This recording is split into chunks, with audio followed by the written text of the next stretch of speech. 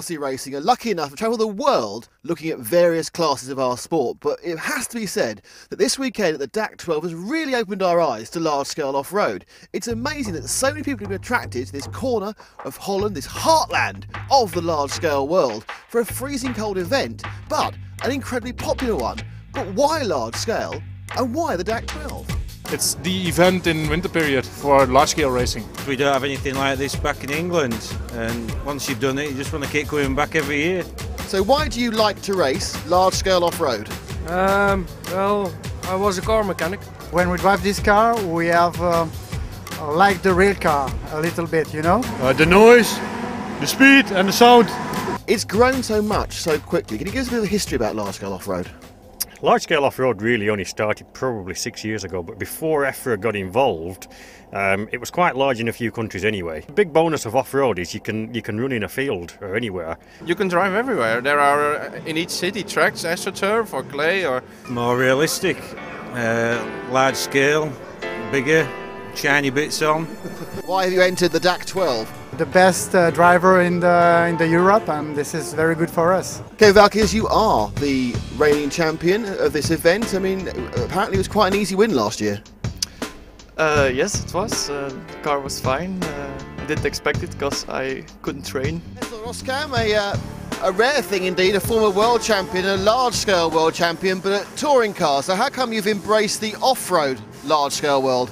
Actually, because I started out in 110 electric off-road, so that's why you always go back to your roots a little bit.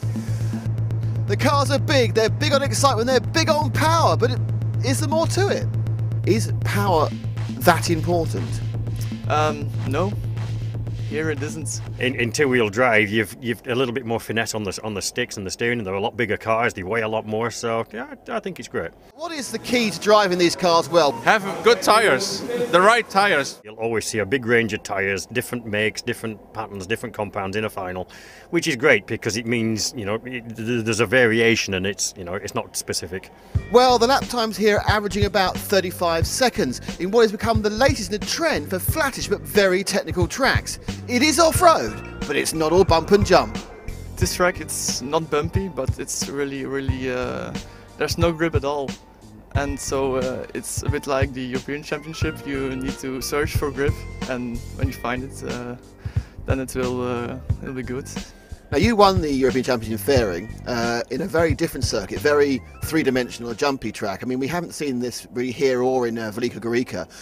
Do you think the cars suit big jumpy circuits? Are they better on a more flat, bumpy sort of thing?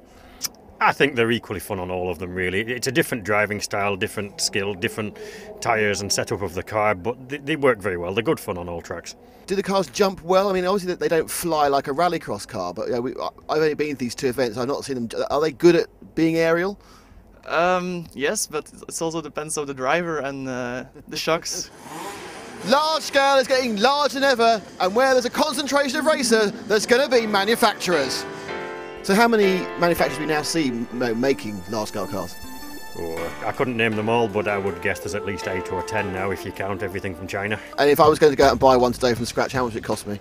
If you wanted top-notch stuff to potentially win a meeting, you'd really be looking at £2,500–3,000 £3,000 really for top radio gear, top engine, top car. Can you just build them straight out of the kit, or do you still have to do special modifications? You can do, but I think the cars are out of the box. They are already very good. The manufacturers are, in a way you could say, pulling the finger out, and the kits that you buy now, they're really very, very good. I mean, my car years ago, I'd be building loads of bits and pieces on it. Now, it's fairly standard. It's as it comes out of the box. All you've got to do is just set it up and drive. Back on track, though, it's all about the competition, and the DAC 12, well, it's looking tougher than ever. It's going to be hard because the Alcon guys are really, really strong. They have a very good car, so it's going to be hard.